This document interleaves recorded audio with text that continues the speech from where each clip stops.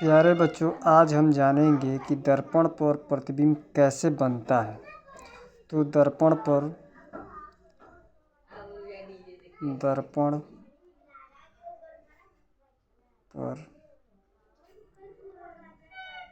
प्रतिबिंब का बनना।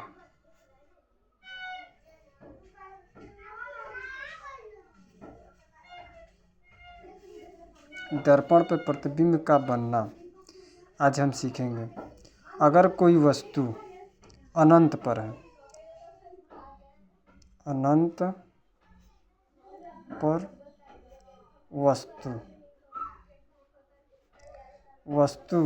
अगर वस्तु अनंत पर है तो इसका प्रतिबिंब कहाँ पर बनता है। तो हम सबसे पहले क्या करेंगे, एक अवतल दर्पण लेंगे।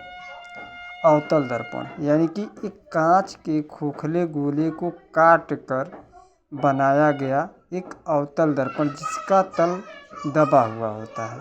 हम लेंगे एक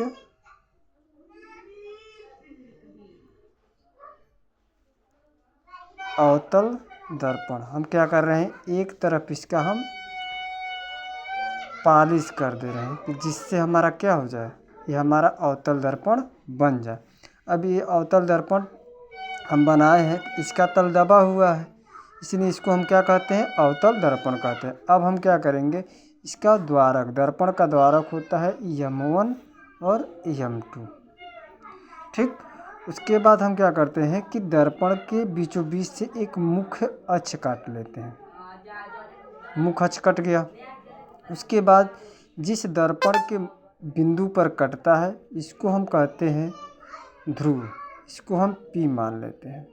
और दर्पण के आगे हम रखते हैं फोकस, और फिर उसके आगे हम रखते हैं वक्रता केंद्र C, और इसके आगे और भी हम रखते हैं अनंत। अब हमको बनाना क्या है, हमको बनाना है अनंत पर वस्तु अगर है तो प्रतिबिंब कहाँ बनता है। तो हम क्या करते हैं, इस जगह यानी कि अनंत पे वस्तु हम रख लेते हैं। ये वस्तु है, अनंत पे हम वस्तु रख रहे हैं और वस्तु को नाम दे देते हैं A और B।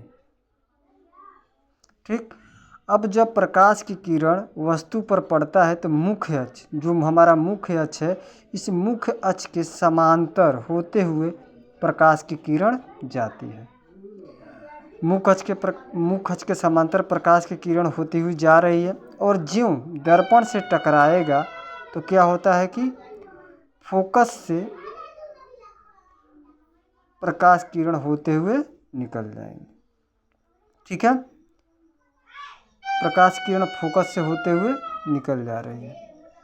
ठीक, उसके बाद हम क्या करेंगे कि फिर देखेंगे कि ये जो हम नियम लगाए हैं, प्रतिबिंब बनने का पहला नियम है। ठीक है, पहला नियम में यही बताया जाता है कि वस्तु से प्रकाश की किरण जब जाती है मुख्य अक्ष के समांतर तो दर्पण से टकराती है तो फोकस F से होके निकल जाती है। अब हम क्या करेंगे, प्रथम नियम फिर से लागू होता है। अनंत पे अगर वस्तु रखा रहता है तो इसका प्रतिबिंब बनाने के लिए प्रकाश की 2 किरणें लेते हैं। तो प्रथम किरण हो गया, द्वितीय किरण में क्या होगा कि प्रकाश किरण ये ऊपर से जा रहा था। अब हम क्या करेंगे, प्रकाश की किरण दर्पण के निचले वाली भाग यानी कि अनंत के नीचे ऐसे प्रकाश किरण जाएगा। फिर क्या होगा कि दर्पण से टकराएगा तो F से होते हुए निकल जाएगा, F से होते हुए निकल जाएगा। ठीक, अब हमारा क्या होता है, जो दोनों प्रकाश की किरणें काटी हैं, जैसे ऊपर वाला जो प्रकाश की किरण है A से होते हुए जा रहा है और दर्पण से टकराने के बाद क्या हो रहा है, F से होते हुए निकल जा रहा है। फिर नीचे वाली प्रकाश के जो किरण है, प्रकाश किरण मुख्य अक्ष के समांतर जा रहा है और दर्पण से टकराने के बाद हमारा क्या हो रहा है, F फोकस से होते हुए निकल जा रहा है। अब ये दोनों प्रकाश की किरणें जो हैं क्या हो रही हैं कि एक ही स्थान F पर मिल रही हैं।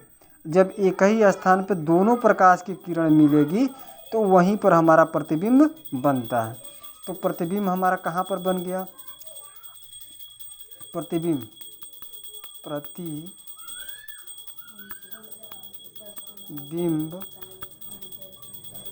प्रतिबिंब बनता है हमारा एफ फोकस पर। और प्रतिबिंब एफ फोकस पे तो बन रहा है, ठीक है, मगर वस्तु से बड़ा बनेगा या छोटा बनेगा, तो लिखेंगे यहाँ पर वस्तु से छोटा, यानी कि वस्तु से अत्यंत छोटा बनता है, छोटा हम लिख देते हैं छोटा, ठीक। और प्रतिबिंब वास्तविक बनता है कि आभासी बनता है, तो प्रतिबिंब हमारा छोटा एवं वास्तविक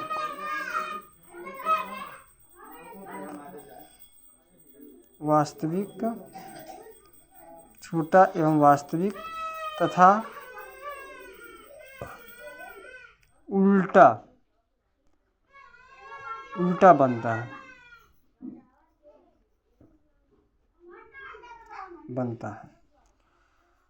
तो प्यारे बच्चों, आज हम ये जान गए कि दर्पण पर प्रतिबिंब बनने कैसे बनता है। दर्पण पर प्रतिबिंब का बनना, अगर वस्तु अनंत पे है तो अवतल दर्पण, ये हमारा कौन सा दर्पण है, अवतल दर्पण, अवतल दर्पण पे प्रतिबिंब बनाया गया है, ठीक है।